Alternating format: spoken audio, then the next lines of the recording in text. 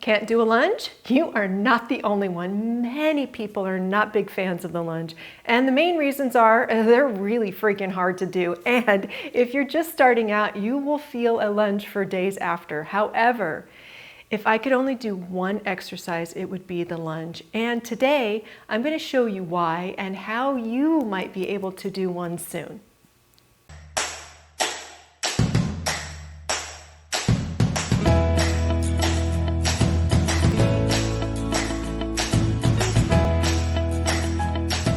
Hello, it's Amy from Be Healthy Enough, doing what I love to do, sharing my knowledge and experience to inspire you to find what being healthy enough means to you. The lunge. It brought groans in my past group classes, but I kept doing them because the strength gains you get from just a few sets of these are incredible. And the benefits to your body are much, much more than just stronger legs. When people ask, Amy, why do I need to do a lunge? Or worse, they've been told that they can't do a lunge because of their knees are hurting. I tell them, without the lunge, you lose your ability to move efficiently. And worse, you will not be able to get up off the floor.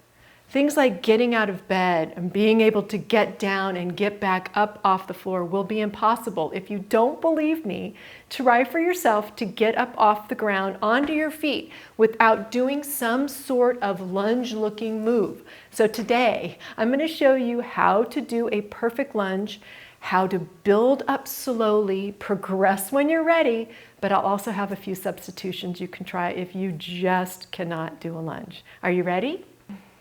If you're just starting out, I want you to have something to hold on to, and we'll be doing a lunge in a static position. Place your feet about hip width apart, and then I want you to take a big step backward, holding on, and then lower your back knee to the floor. Start out slowly, just go a little bit at first, making sure that your back foot is far enough back so that when you come down, this knee stays over that ankle. Your weight is in the heel. Keep your posture nice and tall. Rod from your head down to your tailbone, and the movement is down and up, not back and forward. If you feel any pain in your knee, hip, or your foot, not that muscle burning, I want you to stop because you're done. Let's do a few together. Your goal is to be able to get that back knee almost down to the ground, not holding on. That's your goal. Holding on helps at first because you can concentrate on your form, but eventually you want to try to do it hands-free to work on your balance. If you can do 3 sets of 12 with no hands, then you can progress onto using some hand weights. Stepping backwards, alternating is another one. Just alternating, and then you can also add it a little bit harder. You do a back lunge and then a knee lift. That really works on your balance.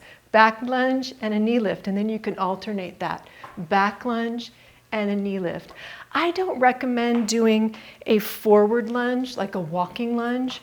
It's just really hard to keep good form, and you're more likely to bring that knee over the toe, which we don't want to do. We want to keep that knee in line with the ankle so it's coming straight down. It really makes it easier on your knees. Now let me show you a few modifications if that doesn't work for you. I'm out of breath doing a couple lunges. Here we go. All right, some people it will be impossible to do a lunge because of toe issues. You won't be able to bend that toe back there, or that will hurt a lot. Don't do a lunge if that is your case. What you can do is you could do a side lunge. So feet hip width apart, nice posture, abs pulled in. You could step to the side. See, both toes are going forward so you're not bending that toe. And then you come down and you get that lunge movement. Same philosophy here. You have your knee over your ankle. The weight is in your heel. You come down and then use those good lunge muscles to push yourself back up. You can stay on one side, do a few sets, maybe 3 sets of 12, and you can go to the other side, just mixing it up a bit. You can make this a little bit harder by adding some weights, or you can add a balance move. That's really hard. So you do a side lunge and then bring that knee up. Another move that you can use to work the glutes and the hips, not quite as effective, is a deadlift. And this one, you could use some heavy weights. I'll grab some weights to show. You want your abs pulled in nice and tight. Your back's going to be staying straight. Your knees can be slightly bent. You're going to graze your legs with those weights until you get to about a flat back parallel to the floor. Squeeze your buns to lift up. It's a good knee-friendly butt lift if lunges hurt your knees or your toes. Another move you can do that uses similar muscles to a lunge, not exactly, but similar, a good way to progress to be able to do a lunge is a step up.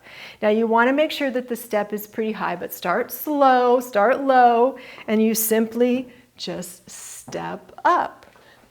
You do a set of 12 on one side and then switch and do a set of 12 to the other. Now you want to progress this move. Once you get it down and it doesn't bother your knees or your hips or your feet, then you make that step higher, say a bench or a chair. Make sure you don't fall off though. That's it. Let me know if you can do a lunge or if you have any questions. Have fun lunging.